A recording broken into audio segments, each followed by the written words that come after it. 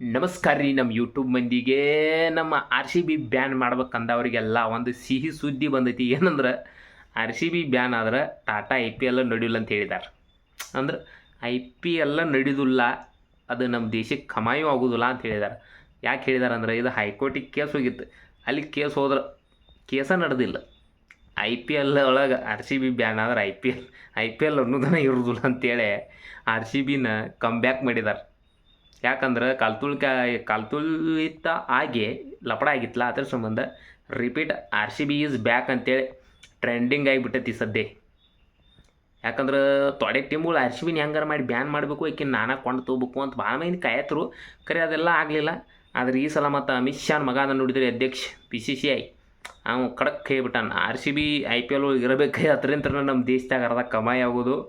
Highest ಇದು fan base ಇರೋದನ್ನು R C ಬಿದು ಅಂತ ಅವರೇ ಹೇಳಿದಾರಂದ್ರೆ ನೀವು ತಿಳ್ಕೊಂಬಿಡ್ಬೇಕು. ಎಂತೆಂಥವ್ರೆಲ್ಲ ಅದಾರ ಇದಕ್ಕೆ.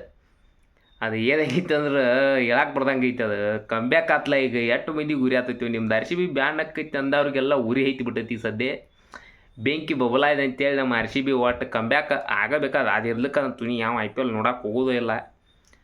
ಹೊಡಿ 9 ಅಂತೇಳಿ ನಮ್ಮ ಆರ್ ಸಿ ಬಿ ಬ್ಯಾನ್ ಅದು ಆಗತ್ತೆ ರೀ ಕೆಲವು ನಮಗೆ ಗೊತ್ತೈತಿ. ಯಾಕಂದ್ರೆ ಅವ್ರಿಂತ ನಮ್ಮ ಆರ್ ಸಿ ಬಿ ಐತೆ ಅಂತ ಎಷ್ಟೋ ಕಂಪ್ನಿಗಳು ನಡೀತಾವೆ.